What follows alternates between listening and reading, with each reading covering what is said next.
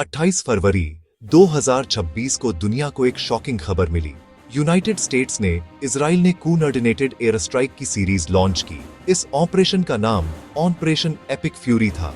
ये डिसीसिव और powerful military action था। इसने ईरान की लीडरशिप को टारगेट किया। सुप्रीम लीडर अली खामेनेई और दूसरे सीनियर ऑफिशियल्स की मौत की खबरें आईं। स्ट्राइक को कमांड स्ट्रक्चर को बड़ा झटका देने के लिए डिजाइन किया गया था। इसके तुरंत बाद माहौल टेंशन और कैओटिक हो गया।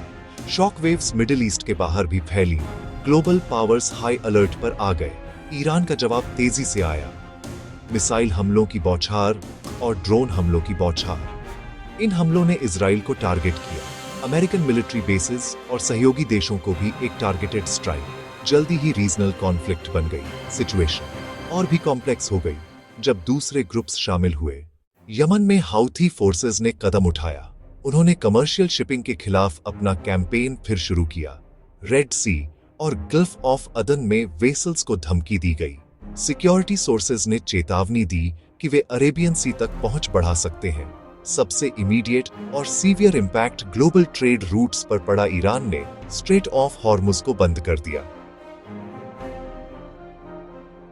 यह संकरा पानी का रास्ता दुनिया की एनर्जी सप्लाईज के लिए आर्टरी है। करीब 20% वैश्विक तेल और एलएनजी का फ्लो यहां से अब बाधित। रातों रात एनर्जी क्राइसिस फैल गया। इंडिया की इकोनॉमी इंपोर्टेड एनर्जी पर चलती है। यह एक जरूरी फैक्ट है। देश अपनी क्रूड ऑयल रिक्वायरमेंट का 80-90% इंपोर्ट करता है। रोजाना लगभग 2.5-2.7 million barrel Iraq, Saudi, Kuwait, UAE से यह तेल लगभग सारा स्ट्रेट ऑफ हॉर्मुज से गुजरता है। मार्केट का रिएक्शन तुरंत था। ब्रेंट 25% प्लस उछलकर $100 पार हाई। ऑयल प्राइसेस से ट्रेड डेफिसिट बढ़ता है। रुपया कमजोर होता है। बाकी इंपोर्ट महंगे। हर सिटीजन प्रभावित। क्रूड महंगा, पेट्रोल डीजल महंगे, ट्रांसपोर्टेशन कॉस्ट बढ़ती है। फ्यूल के कैस्केडिंग इफेक्ट से इन्फ्लेशन चढ़ता है। ग्रोथ धीमी पड़ सकती है। ऑपरेशन एपिक फ्यूरी की स्ट्रेटेजिक लिमिटेशंस अनिश्चितता बढ़ाती है। टॉप लीडरशिप पर स्ट्राइक्स पर डिसेंट्रलाइज्ड वॉर फाइटिंग बरकरार। ईरान को 31 ऑटोनॉमस प्रोविंशियल कमांड्स में बांटा गया। इंडिकप्टेबल डिजाइन हजारों कम लागत वाले ड्रोन मिसाइल लॉन्च सस्ते, इंटरसेप्शन महंगा। यह लॉन्ग टर्म और महंगा सिक्योरिटी चैलेंज है। गल्फ में क्राइसिस सिर्फ तेल से कहीं ज्यादा है। फर्टिलाइजर सप्लाई में रुकावट इंडियन एग्रीकल्चर के दिल पर वार। भारत की कुल जरूरतों का 20-25% अरेबियन गल्फ से। यह रीजन यूरिया, सल्फर, अमोनिया का प्राइमरी हब है। बंद स्ट्रेट से यह सप्लाई लाइन प्रभावी रूप से कट गई। इंडियन फार्मर्स की फसल पोषण की लाइफलाइन प्रभावित। कीमतें आसमान छूने लगी। वॉर रिस्क सरचार्ज कई बार कमोडिटी कीमत से ज्यादा उड़ा है। 48 घंटों में यूरिया बॉन्डी 13% उछला। प्रोडक्शन कॉस्ट बढ़ी। पहले से कम मार्जिन और घटे कम फर्टिलाइजर, कम पैदावार। फूड प्राइस बढ़ोतरी, just in time delivery fail. Season समय पर इनपुट नहीं पहुंचे। परिणाम कुछ हफ्तों में डिनर टेबल्स पर महसूस होंगे। बासमती के 4 lakh plus ton ports transit में फंसे। 75% एक्सपोर्ट्स मिडिल ईस्ट को। इंपोर्ट महंगे और एक्सपोर्ट रुके।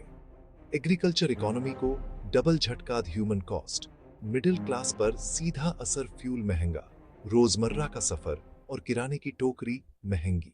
इस कॉम्प्लेक्स क्राइसिस के सामने इंडिया को शांति से, तेजी से और स्ट्रेटेजिकली काम करना होगा।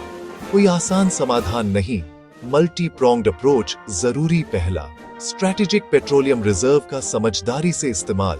Emergency stock pile, coordinated release से शुरुआती प्राइस शॉक कम डोमेस्टिक मार्केट को स्टेबल करता है। दूसरा, एनर्जी सप्लायर्स का डाइवर्सिफिकेशन। तेज रूस, अफ्रीका और अमेरिका के देशों के साथ पार्टनरशिप। तीसरा, मैरीटाइम सिक्योरिटी। हॉर्मुज रेड सी हाई रिस्क, नेवल एस्कॉर्ट्स और पेट्रोलिंग अल्टरनेटिव रूट्स में निवेश। पोर्ट्स की क्षमता और कस्टम्स को स्ट्रीमलाइन करें। वल्नरेबल सिटीजन्स, फार्मर्स और मिडिल क्लास को प्रोटेक्ट करें। Long term, domestic fertiliser production. Short term, targeted subsidies, अस्थायी राहत उपाय और जनता से स्पष्ट ईमानदार कम्युनिकेशन। यह पीस आप जैसे व्यूअर्स के सपोर्ट से बनी है। आपके सपोर्ट के लिए थैंक यू।